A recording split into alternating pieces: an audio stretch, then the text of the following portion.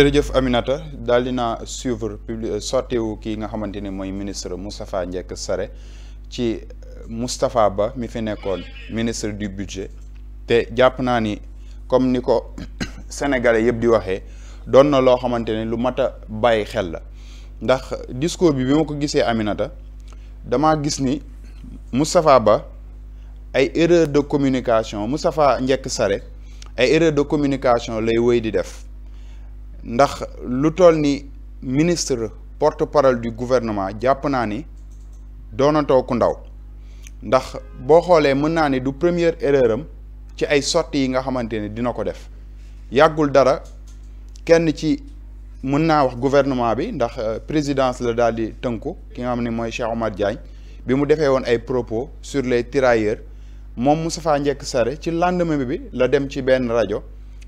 mel ni kuy teggi tuuma ci loo xamante ni mën naa ne ci teel goo xamante ni sénégalais yëpp teg nañ ci seen bët ba ki nga xamante ni mooy la concerné bi muy génnaat rafetluwul sorti wu Moustapha Ndiéck Sarré te koo xamante ni yow nee nga déjà primo ministre de la république nga ñaareelu cër bi nga am mooy yaa yor kàddu gouvernement bi tey moom lan mooy ay mission mooy gouvernement bi am ay message wala loo xamante ni bëgg na koo jàlle ci ñaar ñi benn bi di média yi ñaareel bi di askanu Sénégal mbaa àdduna yow ci sa kàddu lay génnee mbaa yaa war a xaatim ngir àdduna jot ci donc jàpp naa ni loolu Moustapha Ndiéck Sarré bu ciy wax daa war a jàpp ni nekkatul un militant de Pastef buy wax nekkatul un responsable politique de Pastef mbaaw bu war a wax mais c'est le ministre de la République en plus porte-parole du gouvernement gis naa activité bi nga xamante ni fa la ko waxee muy la rencontre de la JPS de Mbao kan moo nekkoon autour de la table le directeur technique de 3FPT le directeur général de 3FPT ak lan la jeunesse de Mbao loolu lan la bëgg a tekki mooy dafa amoon benn sujet bu particulier bu war a doon rencontre mooy la formation bu jeunes yi moom mu dëkk Mbao ñaareel ci beneen casquette boo xamante ne am na ko mooy le ministre de la formation professionnelle lan la mooy ki nga xamante ni moom la ñu jëlee 3FPT war a waxtaan ci enjeu ak problématique xëyu ndaw ñi bu ñuy waxtaan moom mi nga xam mooy ministre de tutelle tey ñàkkul am na ci ay xalaat ñàkkul am na ci ay solution waaye tamit ñàkkul am na état des lieux ba nga xamante ni def na ko bi mu jëlee lenge yi ak léegi man dama bokk ci ñi nga xamante ni jàpp naa ni Moustapha Ndiéck Sarré amoon na leneen lu mu war a gën a mën a waxtaanee lu dul sujet wu Moustapha Ba bi nga xamante ni mooy ministre bi fi jógee te dafa doon sujet boo xamante ni c'est un sujet très sensible ndax dafa am ñoo xamante ni dañ ko ci jiitu woon yëkkati ci ay kàddu malheureusement yoon jël ay daan rëq seen dégg teg ko ci seen ay kaw si seen kaw mën naa ci tudd sunu confrère sunu doyen Adama Gaye bi mu ci waxee justice da ko convoqué de suite si saa si placé ko en garde à vue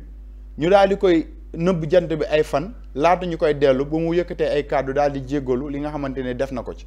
yeneen nit ñu ngi wax non jàpp naa ni Moustapha Ndiéck Sarré moom warul waxee nii nga xamante ne mooy sénégalais lambda bi waxee nga xamante ne tey da ngay ñëw di dëggal ci loo xamante ne actuellement au moment où on vous parle le procureur de la République saisir na dossier bi di diligenter orientation yi nga xamante ni moo ci war a am ni nga xamante ni sax moo am ci ñàkkuk bakkenu Moustapha Ba enterrement bi yéex nañ ko def ay autopsie yeneen yoo xamante ni yoon jàpp na ni du loo xamante ni dans la précipitation lañ si war a communiquer Moustapha Ndiéck Sarré warul taxaw ci benn bannière boo xamante ni audience boo xamante ni tey c'était destiné aux jeunes de Mbao c'était destiné aux jeunes du Sénégal ñu waxtaan ci enjeu yi muy wax ci loo xamante ni yow dalay leer ni yow la engagé et que bu jàppoon ni tey le gouvernement waroon na ci wax jàpp naa ni gouvernement dina convoquer loo xamante ni tey benn rencontre la conférence de presse la wala point de presse wala loo xamante ni leer nañu lii c'est une communication officielle au nom du gouvernement ñu war koo wax war a mën a jël loo xamante ni tey buñ koy teg ci loxo sénégalais xam nañ ni kat lii lu officiel la ça vient du gouvernement mais le porte-parole du gouvernement nekk ci benn rencontre politique ndax c'était une rencontre politique bu dajale woon les jeunes de Pastef Mbao donc jàpp naa ne tey ñi nga xam ne ñooy militants et les sympathisants de Pastef ñoo fa nekkoon Moustapha Njek Sare warul woon waxee noonu ndax ki nga xamante ni dossier bii nii bu ci keneen waxee woon jàpp naa ni ce serait moins grave mais moom moo ko wax parce que moo yore kàddu gouvernement bi war naa gën a mën a def attention par rapport à sa communication ndax communication dafay loo xamante ni saa su nekkee rek bu génnee mën naa def ay dégâts yoo xamante ni yow sax doo ko foogee woon ndax actuellement suivre nga débat bi nga xamante ni moo am sur les réseaux lan la ñenn ñi di wax di profiter de cette occasion naan na procureur woo Moustapha Njek Sare ndax Adama Gaye a fait la même chose dañ ko convoqué donc jàpp naa ni dafa war a gën a am plus de retenue xam ni kilifa la de un de deux dafa yor kàddu gouvernement bi yëpp bu amatee lu mu bëgg a wax gis naa la publication bi mu layal sur sa page Facebook wax ni que ni c'est un acteur politique bu war a joxe xalaatam ci langue politique bi ci sujet politique yi mais na xam naka la koy defee ndax am na ci loo xamante ni moom en tant que politicien moo koy def mais lii c'est dans le compte du gouvernement bi nga xamante ni ça engage tout le Sénégal. absolument Ismaïla sortie bi nga xamante ni Moustapha Njek Sare daal dina koy def ci génn ko àdduna ki nga xamante ni moom moo di Moustapha Ba ndax tey jamono laata moom mu ci wax ni par procureur dafa génnoon àddu ko ni génnuk àdduna kii di rek Moustapha Ba am nañ ci ay éléments yoo xamante ni daf leen doon firndeel que ni ak génn àdduna am nekkul génn àdduna goo xamante ni gu naturel la. comme parquet bi jot na cee wax ba pare ndax kii di rek Moustapha Sare wartuñu tënku ci communiqué bi nga xamante ni parquet bi àdduna ci yem foofu en attendant ñu xaar enquête bi. waaw dafa am kii communication dafa am ay sujets yoo xam ne ay sujets sensibles la yoo xam ne kenn du ci wax te Baye Ndongo defaat na historique bi sànq mooy bi nga xamante ni kooku génn àdduna ñu war ko jébbal boromam donc yoon dafa daal di séjour ci dossier bi ne am nañ ay éléments comme li nga wax léegi ne. yuy tax ñuy ñaaw njortu ni xëy na am na lu ci rax donc ñu jëlaat néew bi defaat yeneen examen pour xool lan mooy déterminer cause u décès bi ñu paree ci loolu nag ñu jébbalaat ko ay mbokkam ñu dem denc ko ñu denc seen dëj mais defaatuñu communication wax ñoom lan la ñu ci trouvé donc jusqu'à présent xamuñu ñoom lan lañ ci gis donc y a pas eu de communication donc ci gouvernement bi ñu njort ni kon comme kenn waxu ci du ñàkk dañu jot ay consignes ñu bañ a communiquer ci li nga xam te moom moo nekk cette situation parce que c'est un sujet boo xam te ni sujet bu sensible la bu ñu demee ba di ci wax rek dafay nekk une communication officielle buy engager le gouvernement di engager la justice sénégalaise donc quelqu'un boo xamante ni moom mooy kàddu gouvernement bi mooy porte-parole du gouvernement kooku bu demee bay wax dafay wax au nom du gouvernement. Parce qu'il y a une nuance gars yi dañ naan woy en tant que responsable politique en tant que militant de Pastef une casquette boo xam te ni dafay différent de sa casquette de ministre porte-parole du gouvernement benn jëmm ji la benn nit bi la afa am poste yoo xamante ni boo ci nekkee mënuñu laa xaajale sa jëmm pour nga séparer ko am na ñoo xam te peut-être poste de responsabilité yi ñu nekk mën nañ wax ñu ne non c'est le militant qui parlait wala c'est le responsable tel qui parlait mais en tant que porte-parole du gouvernement boo dee wax ci yenn sujets yu sensibles yi parce que ñun li ñuy jàpp mooy xam nga ci lu ñu ci xamul justice def na ci gëstu donc am na lu ci xew donc ndax c'est une mort naturelle ou pas justice peut-être xam na ci dara ñi nga xam te ni ñoom ñoo yor nguur gi peut-être am na information yu ñu leen ci jox donc moom ci nguur gi la bokk bu ci waxee rek peut-être dafa am lu mu ci xam donc ñun loolu la ñuy jàpp donc bu demee ba di ci wax rek dañuy njort ni kon la mu ci xam peut-être moom la ciy wax mënul nekk nag koo xam te dafay réfugié wu derrière cette casquette de responsable politique de militant de Pastef pour ne dafay poser des questions il a pas posé des questions ñun ñëpp dégg nañ li mu wax nekkul ay questions la poser ay affirmations la joxe dañ ko rey ci ay conditions yu troubles loolu la wax donc ne daf doon poser waaye question que ni ku amul ay arguments politiques moom mooy jéem a créer ay polémiques man je pense que ni loolu noonu ça tient pas la route il a gravement fauté ci situation bu mel nii te gouvernement bi dugguleen ñuy def ay problèmes ci wàllum communication toujours da ngay seetlu que ni ci contre-attaque la ñuy nekk c'est-à-dire dañuy ñëw maye flanc def une erreur bu ko defee gars yi mën leen jaare foofu noonu di leen attaquer nag ñoom ñu jéem a organiser la riposte te pour man waroon nañu am une organisation bu efficace boo xam te ni lii ni dossier bu sensible la ndax dañ jël décision waxaat ci ou pas ndax dañ jël décision ni jeex na c'est fini y a plus rien à dire sur ça il faut donner un consigne à tout le monde lii mooy la situation war nañ ci waxaat buñ ci waree wax lii lañ ciy wax waruñ ci waxaat jeex na képp ku nekk ci gouvernement bi warootoo ci prononcé wu la communication doit être claire mais bu ñu demee nag ba quelqu'un comme ni ma ko waxee sànq moom moo jiite communication bi génn di ci def une déclaration ba pare bëgg ni dafa poser wu des questions man s'il a des questions à se poser moom am na yoon boo xam te bu gën a gaaw la il a un collègue ministre de la justice garde des sceaux bu mu mën a laaj ne ko mais sa gars yi bi ñu lañ ba tey affaire bi lan lañ trouvé mu dina ko jox une réponse boo xam te moom mooy gën a efficace réponse bi muy posé sur la place publique am na peut-être le président de la république xëy na ñu informer ko ci dossier bi peut-être le premier ministre xëy na mu am ci information donc am na des voies yoo xam te ni des voies autorisées yu mu war a mën a jaar pour am ci ay réponses yu claires par rapport ak question bi yooyu noonu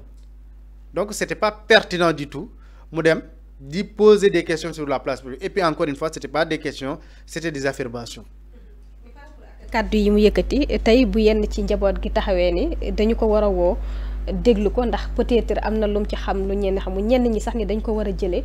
ci poste bi nga xamante ni dañ ko daal di tabb ndax wax ji tamit egg na foofu ba tax ñu war a posé wu laaj yooyu yëpp. en tout cas c'est une déclaration bu grave loolu ak lu mën di xew moom grave na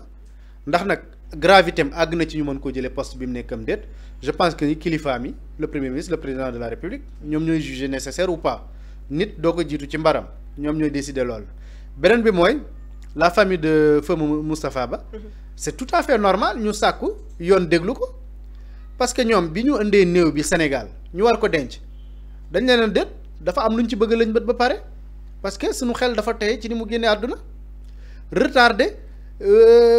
cérémonie funéraire yi jébbalaat leen ko ñu def li ñuy def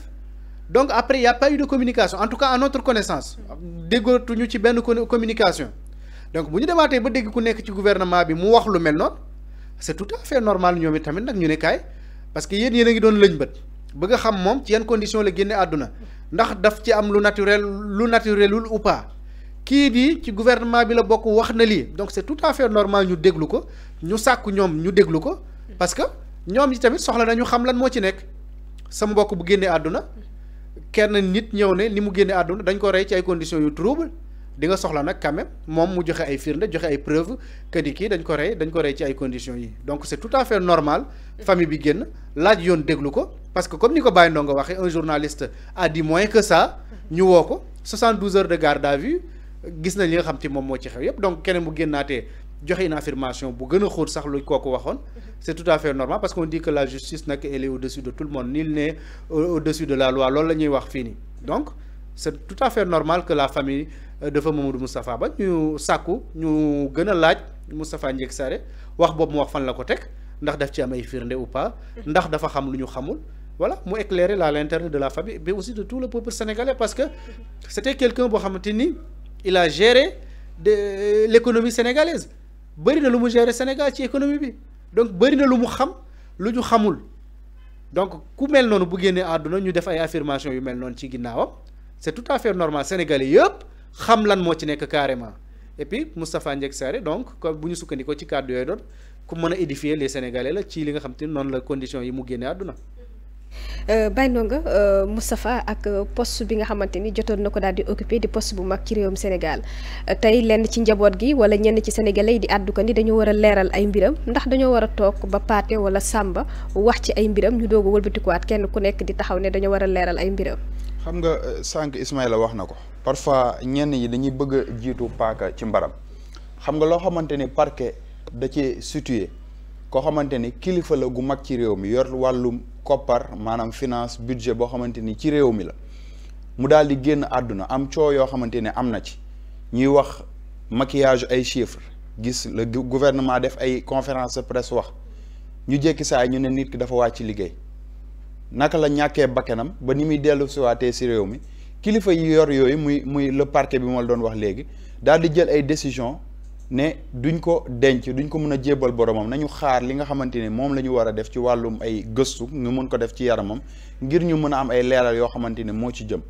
buñ doxee ay nit di si wax ñu leen di ay teg ay loxo ay teg loxo seeni ay famille malheureusement jusque là denc nañ ko mais ñoom xamuñu loo xamante ne moo ci tënku par rapport ak li ñuy wax mooy thèse yi ñuy wax dañoo rey Moustapha Ba bi nga xamante ni moo nekkoon ministre donc jàpp naa ni yell na bu ministre génnaatee mu leer na ni kii c'est une voie autorisée lu muy wax am nay information yoo xamante ni jàpp nañ ni teg na ko foo xamante ni si anam yu leer la anam yu jaar yoon la ndax ñi nga xamante ni ñoo yor wàllum justice ñiy décider ba ci njiitu réew mi ñoom ñoo nekk ñoom ñooy jokkoo ñoom ñooy collaborer ci lépp loo xamante ni dañ koy def donc jàpp naa ne famille boobu buñ gisee loo xamante ni daf ci am comme sortie ñoom tamit c'est très normal parce que ak nu mu munti demee deret dafa fort te jàpp naa ne képp ko am mbokk mu daal di ñàkk bakkanam ngay dégg ne dañ koo faat fa anam yi ñu ko faatee dafa ñaaw jaarul yoon rafetul bu doon man la sax damay génn ne Amadou Moustapha Njek Sare nañ ko daal di woo ngir mu mën a leeral ndax loolu moo leen di noppal ñoom ñu mën a xam seen mbokk ci yan anam la ñàkkee bakkanam bu dee tamit li ñuy wax daf fay am ñu mën koo leeral bu ko defee loolu mooy permettre à la famille ñu mën a engager yeneen démarche yoo xamante ni ci wàllum yoon la ñu ubbi enquête ki ci laale ñu mën a xam diw la lan moo tax mu faat ko yan daan la ñuy teg ci kaw nga xamante ni paisiblement famille bi dañ mën a nekk ci jàmm mën a jooy seen dëj benn yoon mu jeex